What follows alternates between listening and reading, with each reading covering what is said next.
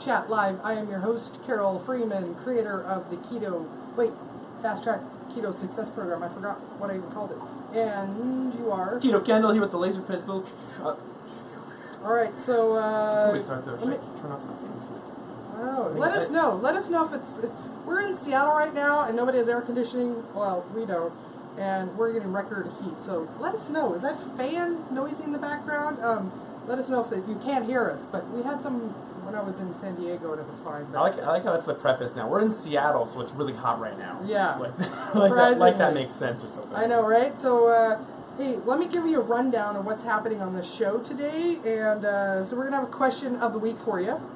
And we're also going to do a little check-in. It's been a few weeks since we've seen you, so we're going to update you on our personal keto journeys. Yeah, she just went to Low Carb San Diego, so we'll get a really sweet recap of that going. And we also have a really big announcement for you guys. It's pretty big. Exciting stuff. And I'm going to give you an update on my book that I've been working on that's going to be coming out soon. Yeah, so... soon. So you guys want another question? You guys want another question of the day? Are you ready for this? So the question of the day is going to be, where do you guys get your news? Let us know in the comment, internet, TV. Yeah, Facebook, Twitter, Reddit. Like, where do you get your news? Like, email, just comment below. Just from your grandma's forwards, just from your grandma's email? Yeah, like, does your grandma keep you updated on stuff? Let us know in the comment below on the stream here. Yeah, tell us where's your favorite news source, or where do you just mostly get your news? So for me, I would say I get my news mostly on Facebook and some in email. I subscribe actually to like NPR and New York Times email updates. So Sure. I get all my news. I probably sounds terrible saying this, but I get all my news from Reddit pretty much. I don't think that's terrible. That's like a really... Well, Reddit is a conglomerate of websites, right? But it can be a little biased. It's a little bit left-leaning, so that's where the bias comes in from it. So I personally, I think I should get my news from more places than just Reddit, but that's better than nothing, right? At least I don't really watch TV news, so. Yeah. Well, let me see if I can find, in case we got some chat going on here. Oh yeah, open up the chat to see if anyone likes news. Yeah, you like news?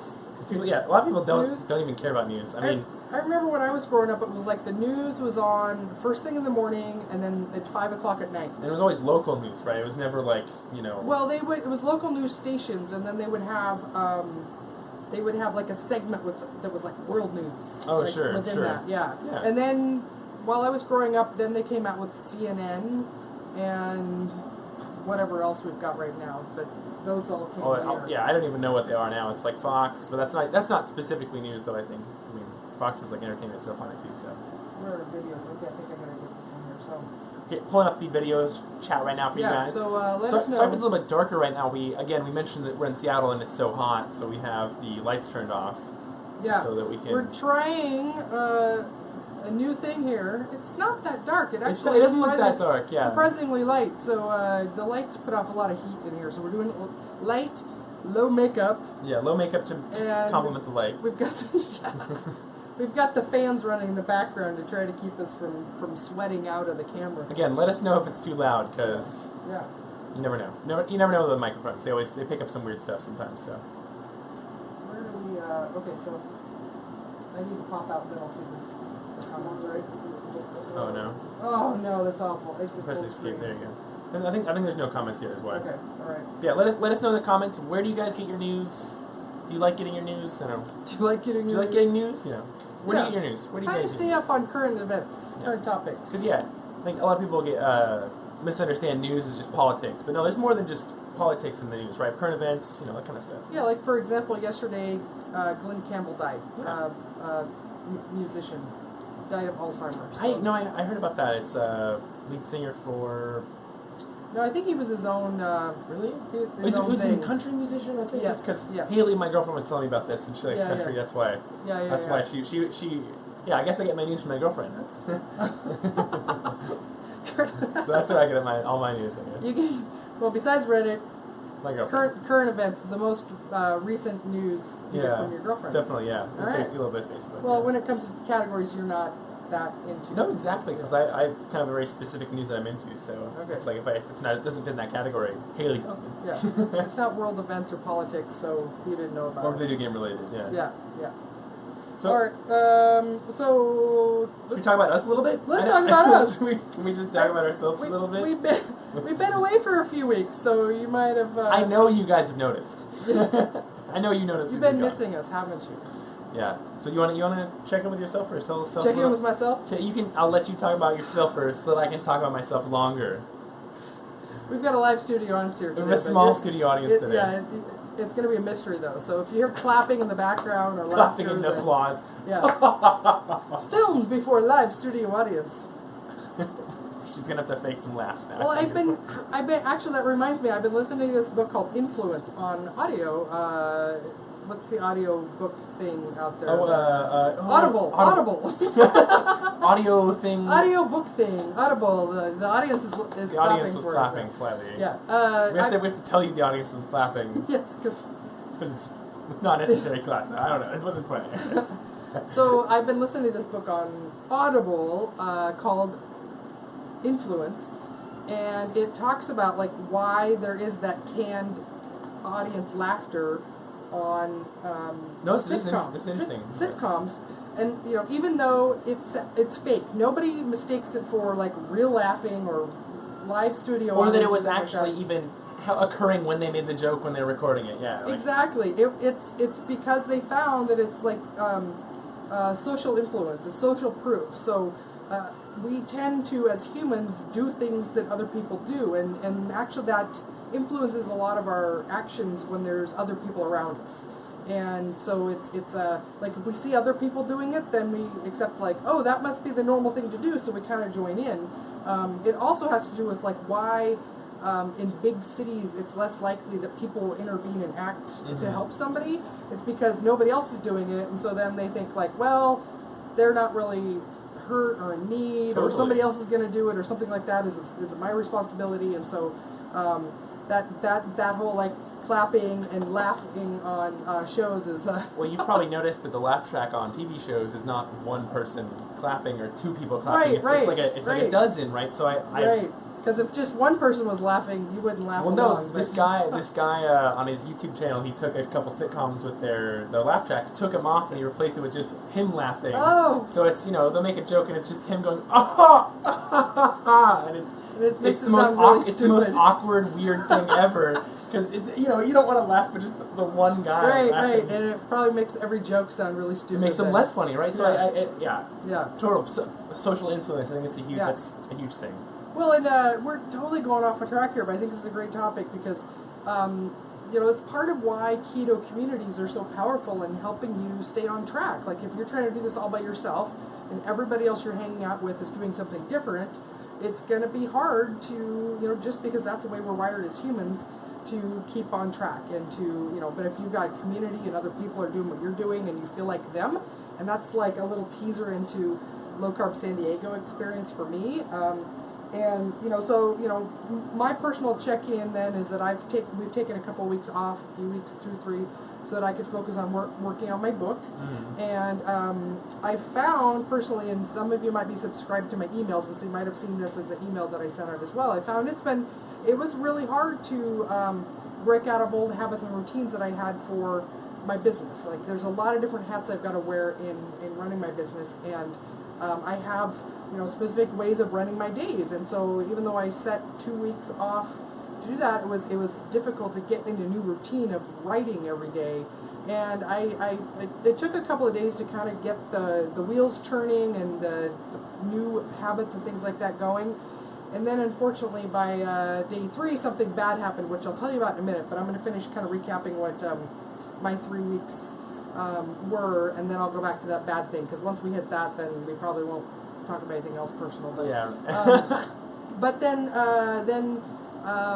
made some more progress on my book, and then went to the conference in Low Carb San Diego, which we're going to talk a lot about today as well. And that's a pretty big conversation topic. Yeah. So I'm going back to the bad thing that happened about 3 days into getting going on making more progress on my book these last few weeks, and my mom unfortunately had a stroke, and pretty scary thing. Anybody out there has any similar engagement? I mean, tell us in the comments. Like, not, have you had anybody in your family significant that's had a pretty scary health thing happen? Like, It was pretty devastating. Luckily, she's doing pretty darned good. She's recovering.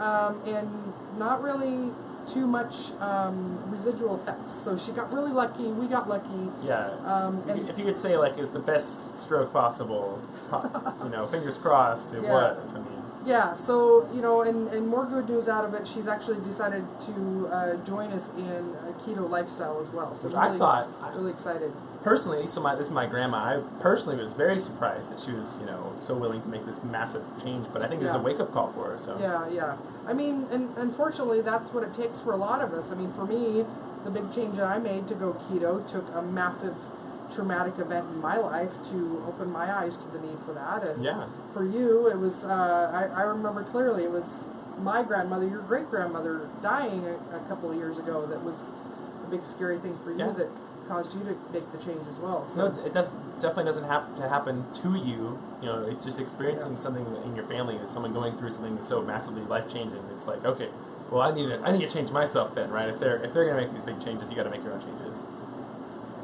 Yes, so, send love and thoughts and all that. So let us know. Yeah, I'm really glad that she's doing a lot better, but I think I'm really excited for her to be in the keto program now. So she's going to be doing keto with us, and I think it's really cool for her. She's going to get a lot out of it, I really think. Good news, too.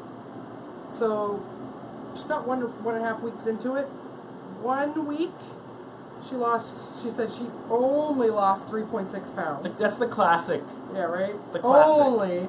And she says that it was really exciting for her because she says in the past she's always been the slowest loser ever. Okay. Whenever she goes on any diet, she says that everybody else will be losing weight and she'll gain weight. And so she was actually really, really thrilled that, even though she's the slowest loser in the world, that she lost, almost 4 pounds her first week. Well, it's kind of like the grab you thing, right? Like lost 4 pounds, only that, but like... Right. The other thing is really exciting, and so, one of the really important things about a ketogenic diet that most people get wrong is you have to supplement with salt. You have to add even more salt than you can get in your food, more than you can get in a Gatorade. Like pouring salt into my mouth. I saw this post just before we started live here about how somebody said, like, they're having massive headaches in the afternoon, and I'm drinking Propel every day. Why am I getting headaches? Propel's giving me all of my electrolytes. Well, go watch my video interview with Dr. James D. Nicolantonio. The salt fix. Salt. So she's been adding salt. She says, I didn't realize this about her, but nearly her entire adult life, she's had sleep-disturbing leg cramps. 3-4 days a week, she said. So we've had her doing keto-level salt supplementation the last week, and this is even though she had high blood pressure, right? So this is so backwards of everything we've been told for so long. So she's supplementing with an extra 2 grams of salt a day. That's a an lot. Extra teaspoon. Not only did she lose almost 4 pounds, she had 0 leg cramps the entire week. First week in her entire adult life, she hasn't had any leg cramps. And her blood pressure is down to normal levels as well. That's insane to me. Right. That's insane to me. So, like 1 week. So something bad happened, but a bunch of good stuff's happening now. So. Well, yeah, no, it's not like she's going to get on keto and her life's going to go to back where it was right before the stroke. It's going to go 20, 30 years ahead of that to where she was feeling so much better. Like her, the pain. She's saying she had sleep interrupting pain in her legs, right? So I've known her again all my life, but whenever I go up and stay with her, she stays up really late at night, till 4 a.m. and then wakes up at 2 p.m. or something like that. And I know she's had these sleep problems for so long, and to me it always just kind of seemed like, oh, she's a night owl. She likes to stay up late or whatever, something like that. So it's really interesting to learn that maybe she'll be able to get some regular sleep now. Yeah, excellent. All right, so we're gonna check in. How are you doing? Checking with me. How you doing? How am I doing? Let's see. My girlfriend just turned 21. Yeah. So that was kind of cool. She got to go bar hop in, and I guess we didn't really hop any bars. We kind of just went to one bar, and then we were like, all right, this is good enough. Let's get out of here. Yeah. Let's see. New Hearthstone expansion came out. All right. Pretty cool. Like you said earlier, there's not really a lot going on besides the thing with the grandma. There's not a lot to talk about. Yeah. Any, I'm trying to think, it seems like there's some keto recipe or, I guess we could kind of, talk about, so while I was gone for nearly a week, you guys were here. So how did you maintain your keto lifestyle? So what did I cook? What were we cooking? So I'll just preface this by when I was in San Diego for this conference, I talked to a couple different people, and they said one of the things that, and one of those people was a young person in her 20s, and she said that she finds it really, really challenging to sometimes stay on track with keto when she's young and she's still really healthy, and there isn't like a lot of reason. Like she didn't have a stroke, she didn't have a car accident, she didn't have 400. She's not overweight. Like how do you stay on track with that? So I would love for you to share so when mom's not around to make foods and all that kind of stuff, how do you guys stay on track with keto? Like what did you eat while I was gone? I totally know what you mean. I mean, so a lot of it for me, I'm just a burger enthusiast. So I will cook burgers pretty much all the time. We have a lot of different burger meats we've been using around in the grill. That's kind of what I've been doing to really just occupy myself for food wise. And you've got like 4 or 5 burger joints that you kind of rotate. Oh yeah, exactly. There's like 5 Guys that's actually moving in soon. We go to Fat Burger, all these places, right? So I have burgers. Robin. Yeah, Red Robin. Some upscale burger places around. Tipsy Cow. Yeah. Tipsy Cow. Yeah. So that's where I get all my burger fixes. And I was actually gonna go on a little tangent for a second. I was gonna mention that. Haley and I made we used to make deep fried mozzarella sticks using kind of like an almond flour or something like that. We used coconut oil for the frying. It was pretty good, but the heat's been so bad here in Seattle recently that we haven't been able to deep fry because the temperature in the kitchen gets too hot. So not only was it 100 degrees, but we've got the smoke forest fires down from BC, Canada, coming down. And so while I was gone, apparently the air quality was so bad you couldn't even have the doors open. So imagine 100 degrees, no air conditioning, and you can't open up the windows. Yeah. So you got to cook in that environment. So what we did instead of deep frying is we baked our mozzarella cheese sticks. Did you do them in the toaster oven? No. So what we ended up doing was we took our cheese sticks, battered them, and then we refrigerated them for a little bit because we're kind of hungry. We're usually you'd freeze them, but we were kind of in a hurry, so we baked them, and they just melted into like mush or whatever like that. But they were still delicious. You could still pick them out as like little things, whatever. And to me, looking back on that story, you're asking me what I was doing over the weeks to keep myself occupied on keto. Is to me, I was looking back on it, and it kind of felt like a fond memory of cooking cookies with one of your good friends or something like that, or kind of just baking for just fun's sake, right? Mm-hmm. Like not necessarily just so hungry that I need to eat my mozzarella cheesesteak. So to me, it kind of felt like I was fulfilling that young teenager activity to do with my girlfriend, right? Like, I can't eat cookies. Looks like I can't bake anything cool with you. Just gotta get all boring. So I think it was kind of fun. So there's still things to do on keto that aren't you don't lose out on all the fun stuff. Well, it sounds like you guys it's a bonding experience. Like it's quality time. Yeah, exactly. Date night type of thing to cook together. Yeah, both of us are kind of like, what can we make? Right, we're thinking about all these recipes, or thinking about different things we can experiment with. So pretty cool. Yeah. Yeah. So burgers and mozzarella cheese sticks and stuff like that. Yeah, I'm trying to think of other stuff we made, but nothing fancy. It was pretty much just burgers. Yeah. Well, and it's a nice thing about keto is that food ends up being like, oh yeah, what did I eat? Like it's not like front focus of your mind of, even if somebody asked me what I ate yesterday, I'd be like, I don't remember. Let me go look at Instagram. Yeah, let me go look at Instagram, see all the cool, because it's the beautiful pictures of it. Let me go look at Keto Carol on Instagram to see what I ate yesterday. So check it out. Yeah. go look at it. Yeah. Yeah. All right. So wait, what were we going to talk about next? Oh, we checked in. Okay, so we're going to talk about Low Carb San Diego recap. Low Carb San Diego. What is that? What is Low Carb San Diego? Where is it? Well, first of all, it's in San Diego. So really good friends of mine, Pam and Doug, they have started this Low Carb USA as their foundation organization, I would call it.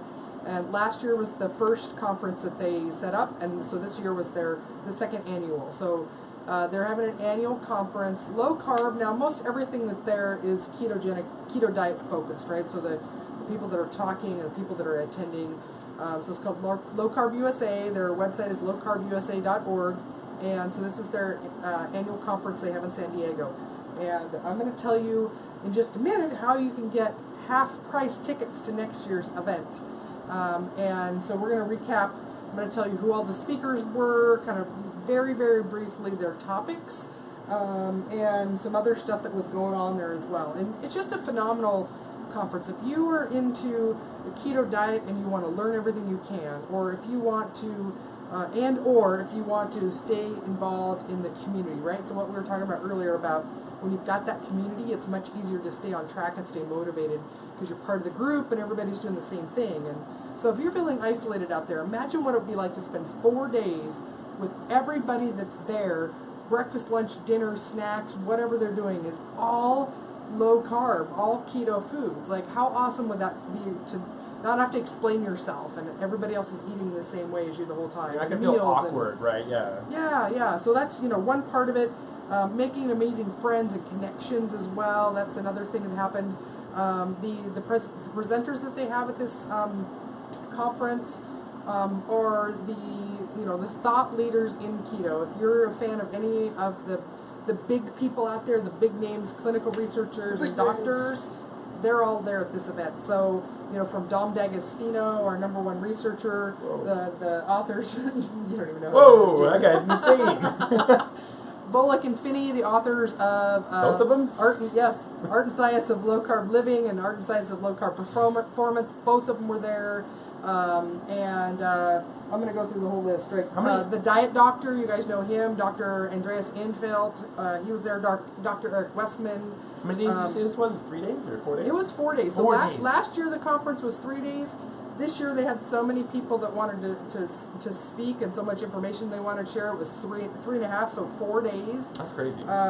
So yeah, day one was diet doctor, Dr. Andreas Ianfelt. He flies here all the way from Sweden. That guy is like insanely tall. He's like nearly 7 feet tall. He's pretty amazing. And Dr. Mercola was there. So he's got a new book out, the Fat Fueled, and he was there as well. Dr. Eric Westman, who is a co-author of the latest Atkins diet book. He's a medical practitioner that does low-carb ketogenic diets. He's got a whole clinical organization that he's starting as well. Dr. Daniel Pompa, I'd never heard of him before. He's a chiropractor that specializes in like detox and hormones. And each night there was a dinner on the local steamship. There was a whole dinner buffet that was all low-carb ketogenic foods. And they also had this year a bunch of other like extra stuff, right? So they had like every morning they had a fun run. Every evening they had a meditation. They had yoga. They had movement classes. They also had some extra talks as well, which I'll share about in just a moment. Let me finish talking about all the speakers. Dr. Georgia Eid, who spoke on preventing Alzheimer's. Dr. Dom D'Agostino, who's arguably one of the leading researchers on ketones and ketone bodies and how they act in the body. He's out of Florida. If you haven't heard of that guy, look him up. Look. What rock have you been living under? What basement have you been living in? What basement are you living in? Yeah. Volek I mentioned as well. Dr. Jacob Wilson, so he's a cohort of Dom D'Agostino in Florida, and he and Ryan Lowry, Jacob Wilson and Ryan Lowry, they are researchers in Florida, and not only are they clinical researchers or laboratory researchers, but they have this amazing lab. So they focus a lot of research on athletic performance and how ketogenic diet. That's where the money is. Yeah. Oh man, their lab is really impressive. Those guys also are the author of one of the latest keto books to come out is the Ketogenic Bible. You can pre-order it now, and the cool thing about that they said at the conference is that all the proceeds for that book, the Ketogenic Bible, go back into research and education. Oh. So. It sounds like a good book to buy. So Ketogenic Bible, they have Amazon? Yeah, Amazon, Barnes & Noble, wherever books are sold online. You can pre-order it now. It's coming out any minute now.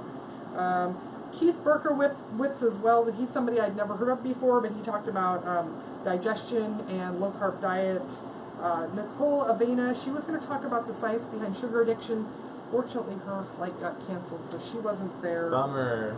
But our awesome Franziska Spritzler, the low-carb dietitian, she stepped in. She was already scheduled, so they bumped her up to speak then. She talks about how do you do a really healthy, whole foods, nutrient-dense, keto, low-carb lifestyle. And then the one and the only Gary Taubes was there, and he talked about the problem with sugar, so kind of a recap of his book, if you haven't read his latest book, The Case Against Sugar. Just a great guy. I was telling, so some people were saying, he sounds like he's being really sarcastic when he's talking, but his cadence and tone when he talks is so really cool. So once he starts his talk, And these talks were all an hour long each with then Q&A at the end. And so it's kind of a unique thing they had at this conference because most conferences, they try to squeeze in as many as people in a short time. Oh, yeah. This was an hour talk for each one and then plus another 15 minutes of Q&A on the end of that. So Gary Taubes, like I was saying, like it sounds like once he starts his talk, there's no pauses. It is just one long, hour-long run-on sentence. And so as he talks like this, and then he grabs his breath, and then he keeps talking some more, and then he talks like this, and then he goes like that, and then he talks like this. He's moving around with his shoulders a bunch, just kind of... No.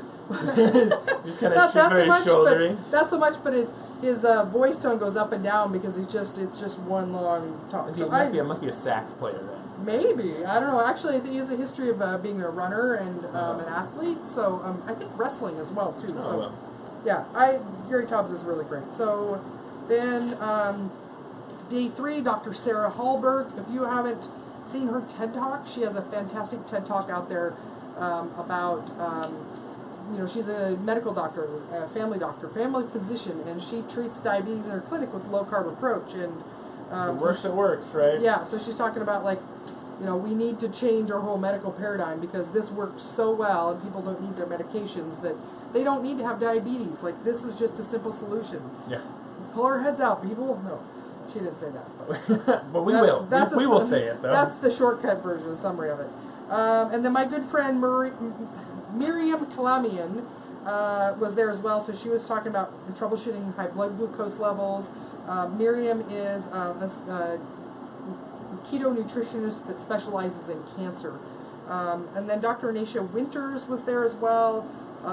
She was talking about, so the Miriam, Naisha, and Allison, and Audra, 4 speakers that were all on day 3, were all related to keto and cancer for, keto diet for cancer. And then Allison Gannett spoke as well. She's also going to be at KetoCon, which I'll have to plug here in a second. But check out KetoCon. Yeah. Announcements. What is that from? You were a little kid. I recognize the tone, but that's not the correct word, I don't think. The word is announcements, really? But the tone is probably off. No, but I recognize the tone, not the word. So announcements. I know what you're talking about. I know exactly what you're talking about. Yeah. So. If you're listening to me, tell me, what is that from, if you can hear me? What is that from? It's some kid show. Is it from Zaboomafoo? I remember that being like... That's like the... What the heck was that? Yes. That it was like the weird lemur... Almost 20 years ago? Yeah, no, Maybe. I love that show. Was it from Blue's Clues? It might have been. But I don't know if they had announcements in Blue's Clues, did they? I don't know. That's why I think it's something else. I don't know. Maybe it's Zaboomafoo. Hey, it was like... who's the Key and Peele guys? Or... who's the guy that's on Saturday Night Live now that was on kids' shows when he was really young? Keenan Thompson? Yeah. Was he on Zaboomafoo? I have no idea. That guy, he was in kids' shows usually when he was younger. I know he was in Hungry Burger or something like that. It was like some 80s. Oh. It's like some fast food movie. I don't know. The fast food version of Hot Tub Time Machine or something? Something like that, yeah. Okay. Oh man, how did we get off on that track on that? We need to have someone here. Allison Gannett is amazing. So this is a lady that had like a brain tumor that was almost the size of half of her head by the time it was diagnosed. Not given very long to live, and she's been living and thriving for years. Let me guess. What does she do? So is she on low carb now? Ketogenic diet. Yeah. And then Audra Wilford, amazing lady. I met her actually at a seminar symposium that I was back in March for keto diets for kids, and well, not necessarily just for kids, but for brain stuff, epilepsy, cancers, and things like that. So Audra and her husband are the founders of Max Love Project, and their son is, how old is he now? He's like 6 or 7 years old there.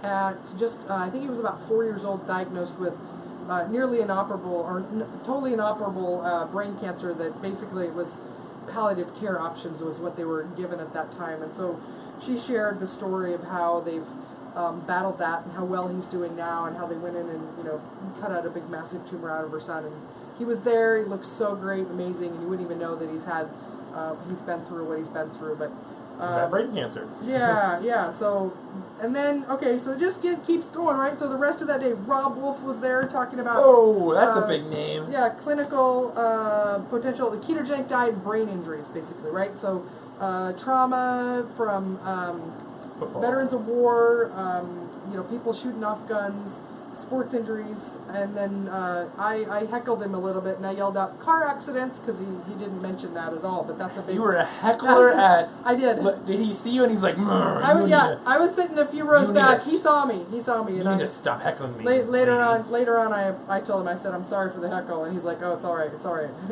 I'm used to it by now. No, I would give him by time. I would consider Rob to be one of my friends, and so I knew I could get away with it, but you wouldn't get kicked out. I mean, keto diet and traumatic brain injury, like those are the two most near and dear to my heart because that's exactly what brought me to a ketogenic diet is a traumatic brain injury after a car accident. Personally, I think it's so amazing nowadays when you hear someone having these problems like brain problems. There's a little bit of hope, there's some glimmer of hope with people that have these massive diseases, and it's just that 10, 20 years ago, oh, brain thing, you're gone. Exactly. Okay, so that's a good place where I can pause. I didn't tell you this. Maybe I did tell you this on the ride home. I don't know.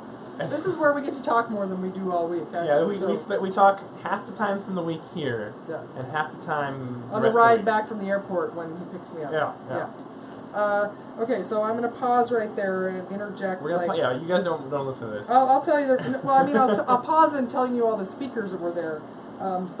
So I met amazing people there that are like all over the world. They're doing fantastic work with low carb ketogenic diets, clinicians and success stories, and so I met a neuropsychologist that works in Texas, and so he's a type 1, and you'll see this coming out. So I did an interview with him for his success story, and so we've got this coming out pretty soon. But he is a type 1 diabetic, and 6 months ago he discovered a ketogenic diet that's completely transformed his life.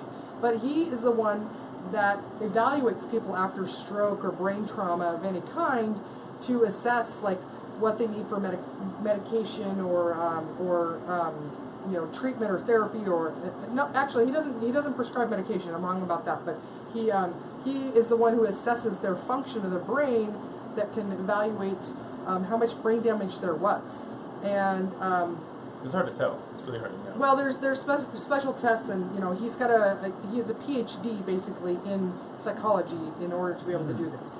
And so I was talking with him about my symptoms after my car accident and the trouble I had in getting both diagnosis and proper treatment, and telling him how because I couldn't get that treatment, that's how I was able to find a ketogenic diet out of my own pure desperation to be able to get well and not be disabled.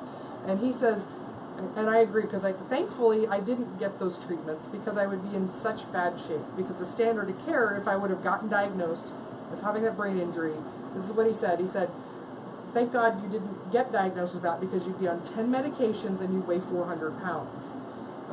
Because of nice. Right, well, because of the side effects of the medication, and they'd be just maintaining that dysfunction, and the medication. It wouldn't get worse, right? It's just literally so it would get worse, not so it would get better. Right. I mean, it might help me a little bit get better, right? Like it would be the best thing that they knew, and the medication side effects would have made me much more insulin resistant, would have amped up my appetite. It probably would have been some steroid things. It would have just made me gain a bunch of weight. It's absolutely true, right? I would be completely disabled. I would never be able to work again because it would just be maintaining that dysfunction forever. So thankfully, I mean, it was validation, right? Because I'm sharing with him, the labs and symptoms of all that, and he's like, well, yeah, that very clearly aligns with it, but because I didn't have this one neuropsych test. So what they need to kind of the gold standard to say whether you really had a brain injury or not is they do this, what's called a neuropsych test. And my neurologist that I was seeing after the car accident referred me for this, but it's a very expensive test. It's several $1,000s. And I was on state Medicaid at the time. Reminder, we live in America. Yeah. So if that gives you any clue into healthcare works around how here. expensive things are. So I was on state Medicaid at the time, and my insurance denied that. So the doctor said, you need this test so we can see if you have a brain injury. The insurance said, no, we don't think you need that, and that's too expensive, so we can't get it. I was out of work for a year and a half. I didn't have any money. We were getting our food from the food bank. I didn't have any money to pay $2,000 for a brain test. thankfully I couldn't get that, right? Thankfully I couldn't. Isn't it funny how the more expensive route would have just messed you up worse, right? Yeah, Like the ideal expensive route would have been completely the wrong way to go. Yeah. So yeah, it's just so validating and just amazing, and so grateful to, you know, whatever you believe, God, the powers that be, the universe, whatever it is, karma, fate, just random chance, whatever happened. I'm really grateful that I am where I am, and I've discovered what I have. You should just know that your luck's on a what is it? Negative balance on your luck right now. You gotta work. Oh, thanks. You gotta work back for it. Yeah, I'm pretty sure I paid my dues for a lot of years before that. So yeah. So yeah. What kind of follow up question? What's something? Well, how about this? What led you to a keto diet? So what was, if you could pick a few words. How did the stars align? Yeah, what craziness? Yeah, what was your big thing that happened for you that led you to a keto diet? Did you possibly see it on the news? Did you see it on the news? Did someone see it on the news? Because recently there have been some news articles. There have been, yeah, exactly. Yeah, so share with us in the comments below. How did you find a keto diet? What led you to keto diet? So I'm going to go back to overview of the, okay, so we talked about Rob Wolf, keto diet, brain injury. Somebody commented while I was there, was like, well, what did he say? And I said, well, the summary is follow a ketogenic diet.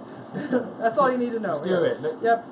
And then we had Dr. Stephen Finney, so he's the other half of Volek and Finney, and then George Stella.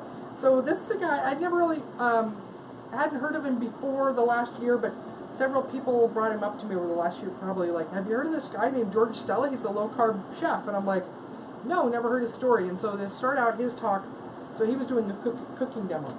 And so to start out his talk, they actually showed a news clip he was on, like one of those like Entertainment Tonight or, one of those news magazine TV shows. Oh, sure, like Colbert Report.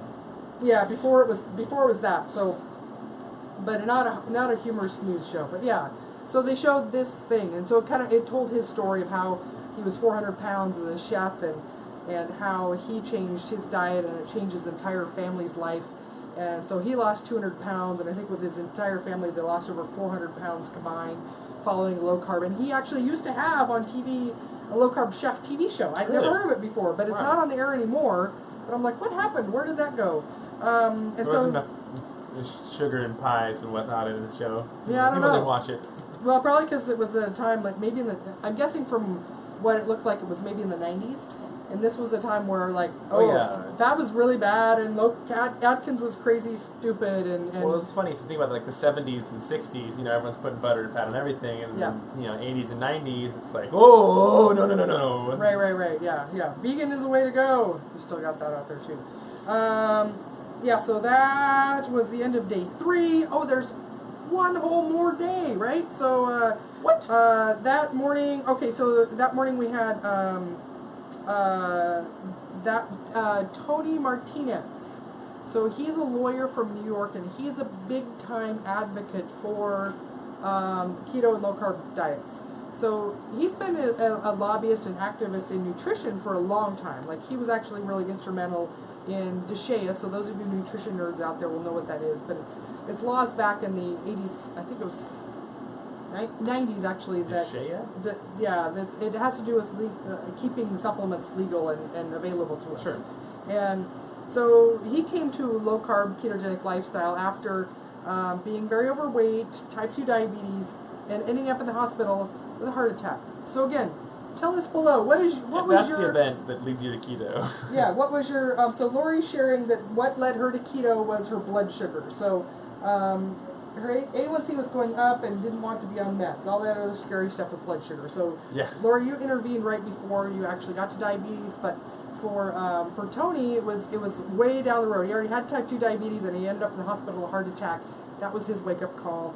And so Tony's an amazing guy. Like, I met him last year at the conference, and so this had been a year since I'd seen him. He looks even better than he did last year. He's doing really great. And just, he's using his advocacy tendencies, his impassioned, emblazoned passion for nutrition and ketogenic lifestyle. So he and Nina Teicholz have put together what's called the Nutrition Coalition. And if you don't know Nina, I never know quite how to say her name. Someday I'm going to actually meet her and figure out how to say her name. But she was the author of The Big Fat Surprise. Great book. She spent 10 years writing it. And so now her and Tony have teamed up to create this nutrition coalition. And so their website is nutrition-coalition.org. They've got a petition out there to petition the government to change our nutrition recommendations, the guidelines that are set out every year. And this isn't like, they're not trying to petition the government to say that like everybody should eat low carb, that everybody should eat ketogenic diet. Not at all. Their agenda or something. Not at all. Yeah, it is basically general sound evidence-based nutrition guidelines is what they're petitioning for. And so go there to their website, nutrition-coalition.org, and just read the petition. They're asking if you agree with it, sign it, and read how much common sense is in this petition. And again, it's not because they're trying to get everybody to eat low carb or anything like that. It's just like, let's get some sound principles in here. I read an article a while ago, and these kind of like explaining why like the nutrition guidelines in America don't change so often, and why they're always so minor changes when they change. Yeah. And it has a lot to do with like legality. If they change the guidelines to something very, very different to what they are now, they're in legal recourse. People could sue the government for recommending the wrong thing or like the wrong information. That's exactly what Tony talked about last year. And he says that's why the government isn't going to go in and go, oops, everything we said is exactly the opposite. Sorry about that.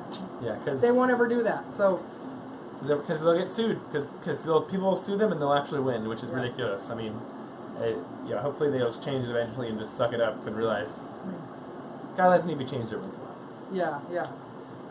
So after Tony spoke, then there was Dr. Dwight Lundell. If you guys haven't seen him, he's the one that's the cardiologist that's speaking out about how cholesterol isn't what causes heart disease. It isn't what causes heart attack and stroke.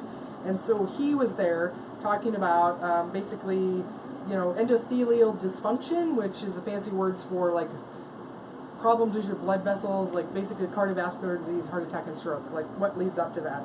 And basically it's the insulin. So it's not cholesterol, it's not a high fat diet, it's too much insulin being in our bloodstream. So and then we have the great Jeffrey Gerber. So he's a doctor, medical doctor out of Colorado, Denver, Colorado, and he's known as Denver's Diet Doctor. And then he and Ivor Cummings are always a pair. They always talk together. One of them starts and the other one finishes off. They talk about what actually is called how to check for cardiovascular disease, and they recommend a calcium arterial scan. And this is the one test that you can get, that will actually show you the actual progression of disease in your heart. So it views your heart and tells you how much clogging of your arteries you have, and how much calcium buildup. I don't want to see that number. Well, so he says anybody who's over 40, you should go get a check. They point out how cholesterol levels, your HDL, your triglycerides, your blood glucose, all that stuff is just risk factors. It doesn't tell you if you have disease or not. It's just an association, right? And so that calcium scan, CAC, it's abbreviated as well, that's actually what's going to show you actual disease progression. What's actually going on in there. Yeah. They also recommend this movie called The Widowmaker. It's out there, I think, on like Vimeo or something. You can get it for $1 to watch it. And it talks about how this scan is so, accurate, and it shows you the disease progression, but why it's not recommended out there, because there's no money to be made on it. There's no profit. Because I bet what happens more often than not is people don't actually have a problem going on or something like that, is because their numbers are high or something like that, or the associative numbers are really high. Oh, cool, get on the medication, but if you get the actual scan, it'll show, oh, you don't actually have a problem, you're actually fine, right? Well, or it's gonna, you'll be on the medication and it shows year after year that you just keep getting worse clogging in your heart. Right, the medication isn't actually working, but it makes these numbers go down, right? So we don't want people to see that. That's totally true. I think that's probably more likely, right? But you're not getting better. Why? Then we had Dr. Nikolai Worm, who came all the way from Germany to speak about nutritional therapy for non-alcoholic fatty liver disease. I'll let you guess. What do you think he might have recommended for that? Less sugar. Less sugar. Okay, I'm gonna give you multiple choice. Low fat diet, more exercise, a vegan diet, or low carb ketogenic. Right, the low carb ketogenic. Yeah. How did you know? Well, so just the probably like the topic or the theme of our podcast. Right? Oh, okay. All right. So yeah, it's not because you're just so darn smart. I was thinking about guessing McDonald's, but I just went with my gut. I went with my gut feeling. Did you know that you can eat at McDonald's and stay on a low carb ketogenic diet? Oh yeah. Have you seen that movie, Fathead? I haven't seen that movie. What happens in that one? So, have you seen Super Size Me? I've seen Super Size Me a couple times. So, Super Size Me was supposed to show how like fast food restaurants basically are making us fat and sick, and it's not our fault. It's fast food restaurants because they're offering. Would you like to supersize that? So that was the movie actually that made McDonald's no longer offer you to supersize anything. So Fathead is the rebuttal to that, and this is a guy that shows that he could go eat at fast food restaurants 100% and actually get healthier, lose weight, and reverse all of his markers. Very selective eating. Yeah, well, exactly. So, he ordered the lettuce wrapped burger with no bun and got the diet soda and he got a side salad, basically. And he showed that you absolutely could do it, and he did. He lost as much weight as the other guy gained. And so it's not their fault. It's it's lack of information probably, and just poor choices more than it is the fast food restaurants' fault. I could rebuttal that by saying like how much brain power, how much effort did this guy go through, doing this compared to someone a normal person, a typical person, right? Yeah. How hard do you have to try to go into McDonald's and order a lettuce wrap burger, no fries? Is our audience cooking? Because I wonder. It smells like the audience is cooking. Okay, I hope nothing's like burning. It does smell like something's burning. I hope there's nothing on the stove that's melting or burning. It does smell like burnt something. You want to go check real quick? All right. I'm going to go find out if the house is burning. Just make sure the house isn't burning down, and then I'll continue on with the... house is randomly burning down. Yeah. Then after that, Nurse Jackie Eberstein, who was the nurse that works side by side with Dr. Atkins. And so she's just a wealth of information because of all that she learned from Dr. Atkins, and all the success that they had in their clinics, and all the people that she saw there as well. And then the final speaker before the Q&A panel, the final speaker was a friend of mine, or he's a friend of mine now that I've met him at these events. Nothing on fire? No, nothing on fire. Okay. What's that? This must be coming from outside? Yeah, I think... Okay. I think our neighbor's house is our neighbors like the barbecue, okay. Apparently. But it's not our fault because nobody else is calling the fire department on them, so we'll be all right. Yeah. Dr. Peter Ballerstedt. So he is a ruminant nutritionist. Did you know that cows have nutritionists? I was gonna say I've heard of the ruminant word, but I forgot what it was. But it's cow. It means cow stuff. Cows and lamb and are goats ruminants as well? Oh, because it's like that multi-digestive stage. Yeah, exactly. The ones that eat vegetable matter, and then they've got so many stomachs that ferments inside of them. And so he's just so fun to listen to because, he doesn't work for the beef, farmers of America. He doesn't work for the dairy council or anything like that. Like he's a PhD in ruminant nutrition. And, he just knows the science. Like, he hasn't been brainwashed by this or that or anything like that. And so he's really there. And he says, some of what I'm going to say is going to be really controversial. He goes into, one of the things people always say is like, well, you need to eat grass-fed beef because it's so much higher in omega-3 fats. He says this or so? He does. He presents the data on this. And he shows that grass-fed beef is only just minusculely higher in omega-3 fats. There's hardly any difference at all. And he said that if you're going to say you have to only eat grass-fed beef because of versus regular, because of the omega-3, he said then you better not ever eat chicken or pork either because they are lower in omega-3, or they're higher in omega-3. Sorry, they're higher in omega-3 than grass-fed beef because. And so it's just it's silly logic, right? That you have to only eat that because of omega-3. Because of one specific nutrient is you need to do this for this food with this because of one nutrient, not when you can just get it somewhere else. It's just something that's perpetuated that's not really true. And I even remember looking that up before and going wow, there's really not very much omega-3 in grass-fed beef. That's weird because I always thought it was this great source of it. So he recommends if you want omega-3, eat salmon or fatty fish 3 times a week, but don't only buy grass-fed beef because you're trying to get omega-3. Right. He also dispels some of the other myths about animal welfare and agriculture as well. So that's another really, really big one, is the whole myth of like, well, cows are killing the environment. We can't eat red meat because it's just going to kill the environment. The butane, or the ozone. Yeah, but he talks about how they're actually a very efficient way of taking vegetable matter and making something that's highly more nutritious than us. So the thing that's often skipped over is that, animal foods are in the form of nutrients that our body can need and use and digest and assimilate, whereas all the plant stuff isn't. Have you ever tried eating grass? Exactly, exactly. So we can't eat grass. I'm going to shout out to Tyler Cartwright, who I met also at Low Carb San Diego. He's the Keto Gains guy. He posted this really great meme yesterday about how he can't eat grass, and so he gets a surrogate, which is a buffalo or a cow, right? Something delicious. If you can't eat grass, get a surrogate. So you just let the cow eat it for you. Right. So, they're really highly specialized to eat this vegetation that nobody else can consume on this planet, and convert it into. Guess what they convert it into? So do you think cows are like carbivores, like they run on carbohydrates and glucose? No, definitely not. So bacteria takes fiber, stuff that we can't consume.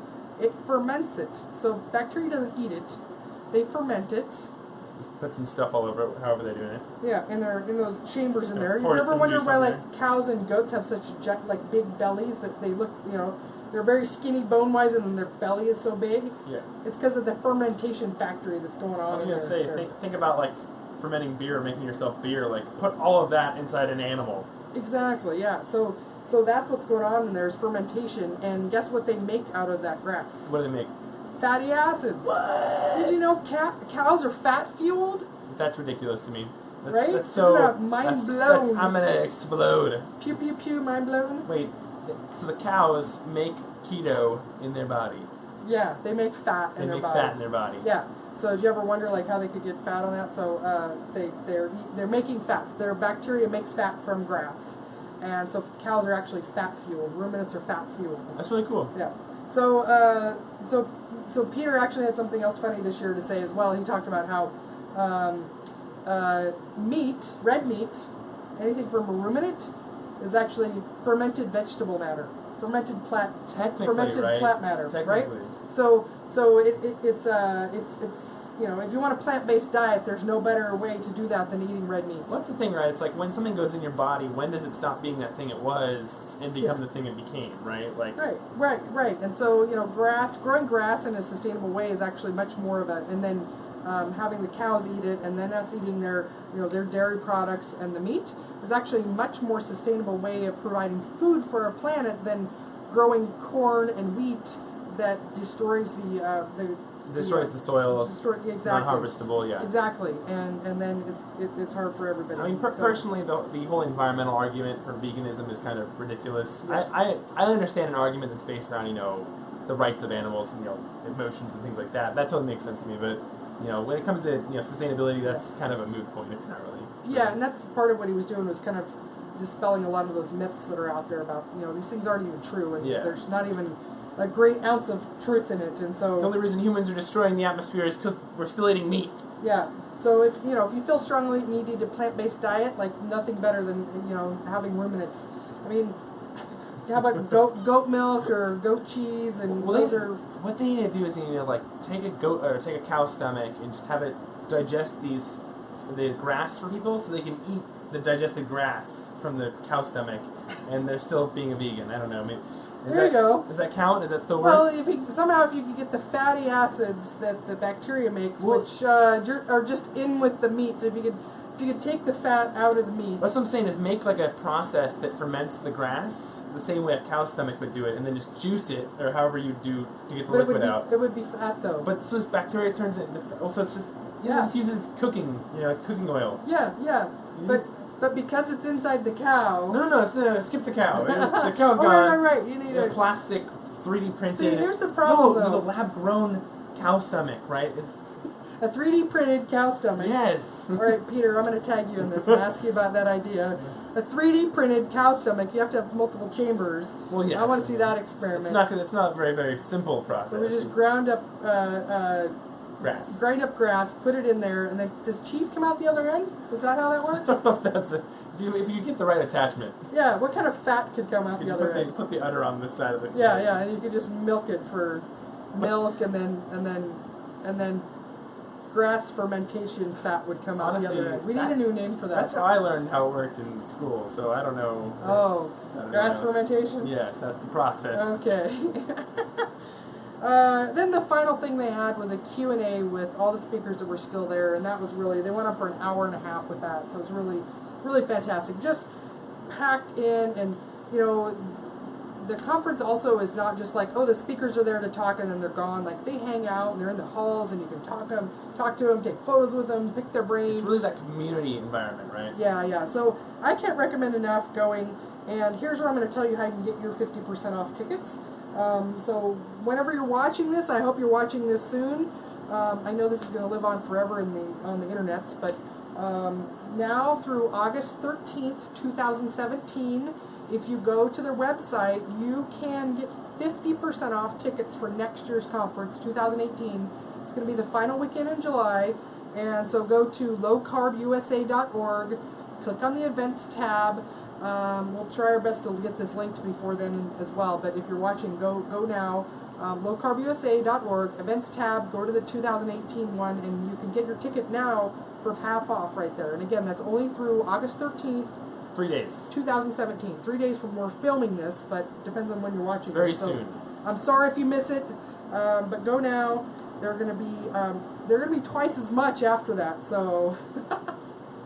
and it sounds like it's worth it too. I mean, if they're expanding it, you know, just they added a whole day only the second year, right? That's crazy.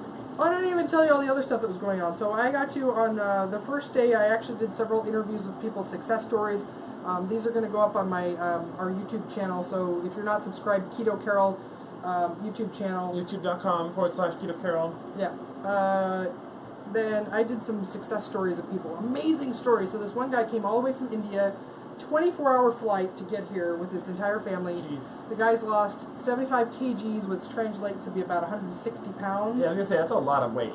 And he's vegetarian. And not only vegetarian, but he only consumes milk products as his only animal product he eats. So no fish, no eggs, only milk products, right? And so those of you that are saying like, oh, I can't do it because I can't give up blah, blah, blah, or whatever. Like, this guy is doing it. And it's amazing, and he's vibrant and healthy, and he's so excited to be doing this, and he's excited to be free of 160 extra pounds. Yes, so. That's a lot of weight. If you have 160 pounds to lose, that's crazy. Yeah. Another story I did with another guy named Chris Hawley. He lost, I think it's close to 200 pounds as well. He's a triathlete. And then the interview I told you about with the neuropsych doctor down in Texas, the type 1 diabetic. Another lady as well named Karen that's lost, I think, close to 80 pounds as well. Really, really great stories. The other thing I filmed was a bunch of different little cameos with the vendors that were there. A lot of great keto products, keto support products and food and things like that, but just really great people that have a really good story about how they even got into what they're doing too. So those are going to be up on, actually they're probably going to be up on our site that's the special announcement site. So the TBA. Yeah. Dave Feldman, if you guys don't know who he is, cholesterolcode.com. He's a guy that's been experimenting on him. He was there last year and had just started some experimentation on himself. And he's like diving deep into self-experimentation and putting together some other research on cholesterol. And really, really cool stuff. And it's a lot to explain, and so I'm working with him to be able to come out with a video series, actually. So hopefully that comes up soon. He's a really busy guy, and you know, he has a full-time job other than this research he's doing as well. But his presentation is something that should be just viewing for every human on this planet to understand what cholesterol is in your body. And he's a great teacher. There's a really great way of explaining it that's super easy to understand. It's like, oh, that's what cholesterol is. That's what it does in my body. And so everyone should know that stuff. Every doctor, every human as well. So, yeah, everyone's affected. Yeah, I'm working on with him to be able to get those out as a video series as well, so that everybody can see that. And then there was another talk about Alzheimer's, another one too by Dr. Westman. and Richard Koffler about their heel care clinics that they've got coming out. Another one about Alzheimer's was Dr. Eid and Dr. D'Agostino. And hormone replacement, Chris Hawley shared his story again. Tons and tons of stuff. And so just really cool conference. And then I'll also, okay, so I told you that one, I told you that, looked through that. Then I'll just also throw in here as well that KetoCon is coming up the first weekend in September. I'm going to be there speaking. Ooh, so where is it? It's in Austin, Texas. Get your tickets now, ketocon.org. They're putting together, so people are asking like, well, what's the difference between Low Carb USA and KetoCon? How long have I been talking now? We're already like full hour already. We haven't got into our notice yet. So KetoCon is the science and stories. So they've got a lot of like people that are big success stories that you would know their name that aren't necessarily like clinical researchers and things. And so LeBron James. He's not going to be there. That's a good one for next year, you guys. So KetoCon is Low Carb USA is like research. It's like a third of the people that were there were like medical providers and clinicians and things like that, and it tends to be a little bit more of the sciencey side of it and clinical perspective, whereas KetoCon is going to be more of the like coaches and dietitians and nutritionists and other success stories, as well as some of the other clinicians and things like that. More the consumer level. Yeah, and they've got a ton of vendors that are going to be there as well, and every day they're announcing they're going to have like goodie bags for people that are attending, and pretty much every one of the vendors that's going to be there is like something that's going to be in that bag. So huge swag bag, that's what it's called. Swag bag. Huge swag bag that's going to be Keto swag bag. Swag bag, yeah. So do you want to talk about? So come see me in Austin, Texas at KetoCon. Come check it out. Yeah. Do you want to talk about the big announcement? Should we announce something? And this isn't really a drum roll because it's like in 42. It's not like one word we say.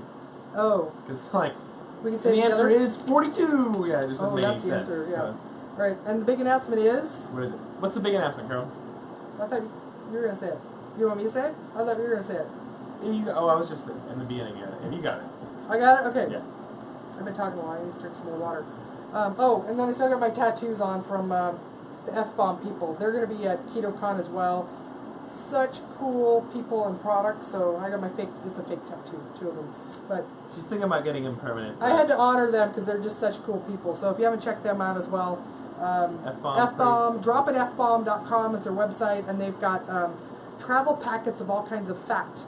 And so like some different nut butters and then different fat packets as well, and blends of fats. And so also, shout out to Keto Cookie. Oh yeah, the only keto cookie in the market, I think.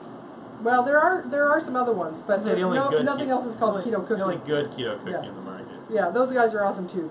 Christopher and Victor as well, like awesome guys. So shout out to them. I won.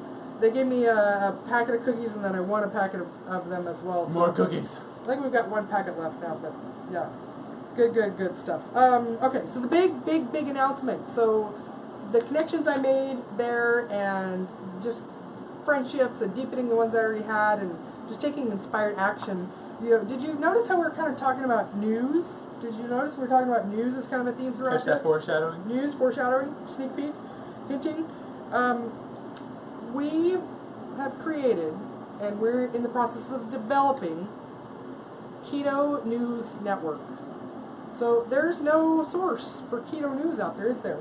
Everybody's got their blog about their stuff, right? There's a bunch of those, but there's no one place that you can go that you can just kind of stay on top of, like the latest news and develops in research and clinical and success, government, maybe a little gossip out there in the world. Ooh, drama. Like I don't know. We'll see. Yeah. So the there's Keto no place. Bachelor. Keto Bachelor. Yeah, we should have the Low Carb Bachelor show. So the intention of Keto News Network is going to be a place you can go to stay up on top of all the latest news in the keto world, the whole world. And so a couple of ways. So we're going to have a whole YouTube channel dedicated to that. So we're going to be sharing that pretty soon. But in the meantime, you can follow us on Twitter at... what is it? I don't remember what the Twitter is. Oh, Keto News Network. Yeah, okay. At Keto News Network. Follow us on Twitter. That's where you can go right now. As of this viewing, we have... See, that was just for dramatic pause, really, what it was. Yeah. It was just, that's, as of right now, at this filming, we're at 46 followers. I know it's not big yet, but you could be number 47, or you could be number 50, or maybe by the time you go there, it's going to be 100. You could be number 6,000, actually. You could be by the time you watch this. So go. That's what we've got set up right now. To go follow us there. We'll be making more announcements there. We're already posting news there as well. If you have any hot news tips, any keto news tips, got to be keto, low carb related. Yeah. Send us an email at info@ketonewsnetwork.com. So notice the theme here, Keto News Network. Keto News Network. Keto News Network. So at Twitter at Keto News Network. Info at Keto News Network. Tweeter us. Please send us your any keto news. So anything that you've got, forward it there. So share it on Twitter or send us an email with that in it. So all right. So book update. I kind of already did that in the very beginning. That was going to be our last thing we were going to talk about. So the book's been updated. It's getting worked on. Yeah. So it's working. Subscribe to my email list. So ketocarol.com. Subscribe and we'll give you more updates on the book. That's constant updates, and every week usually you'll get an update as well. Well, and my talk at KetoCon is going to be kind of a teaser of the book as well. Ooh. So you might want to go and check it out. If you can't wait for the book to come out, yeah, another reason to go to KetoCon. Yes. And KetoCon, and if you can't travel to Austin, or it's cost prohibitive, guess what? They've got a online access as well. So those things are so cool. You can watch live stream the whole thing, so very affordable. So there's no reason to not go. All right. So how are we gonna wrap this up? Anybody else?